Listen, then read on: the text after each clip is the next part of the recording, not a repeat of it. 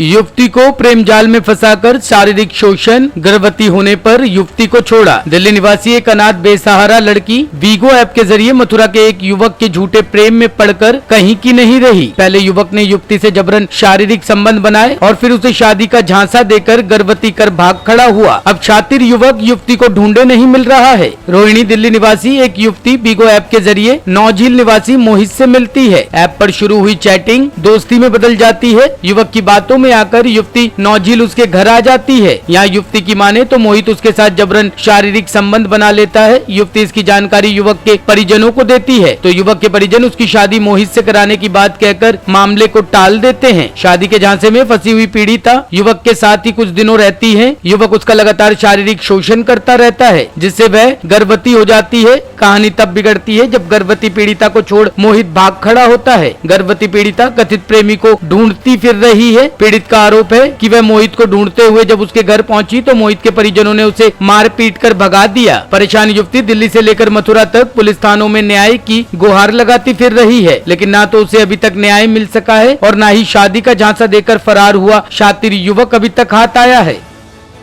एक लड़का है, मोहित शर्मा नाम है उसका। वो मेरी उससे मुलाकात हुई थी सोशल ऐप पे, वीगो ऐप। तो उसके बाद हमारी बातचीत होती रही कॉल वॉल पे, मतलब चैटिंग वेटिंग कॉल वॉल बात करते रहे। तो 21 अगस्त को मैं उससे मिलने आई थी। 22 अगस्त को वो अपने घर पे लेके गया, अपने घर वालों से बातचीत करवाई, शादी वादी के लिए बोला। उसके बाद हमारा रिलेशन बना, मेरा मतलब बिना सहमति के, बिना संबंध के रिलेशन बनाया। मैंने उसके मम्मी पापा को बोला तो उन्होंने शादी के लिए बोला था।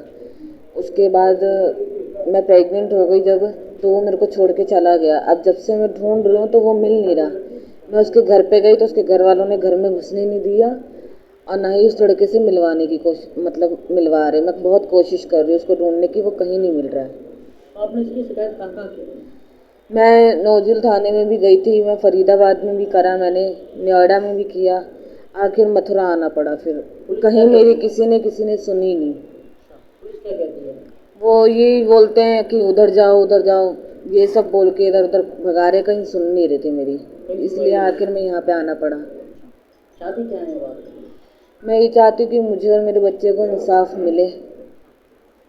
किस तरीके से संपर्क में आया आपके साथ बात करो? किस तरीके से झांसा देता था? वो यही बोलता था कि हाँ मैं तुझसे शादी करूँगा। मेरे घर वाले शादी के लिए मान गए हैं। उसने बच्चा गिराने के लिए भी मना किया था। उसके घर वालों ने बहुत कोशिश करी मेरे को बच्चा गिरवाने के लिए, लेकिन मैंने नहीं गिराया। कितने महीने रही आप उसके साथ? मैं उसके साथ अगस्त में रही थी और लास्ट 10 जनवरी तक उसके साथ थी। उसके बाद से वो मेरे को छोड़ के चला गया। टॉप स्टोरी ब्यूरो के लिए मथुरा से सौरभ शर्मा की रिपोर्ट।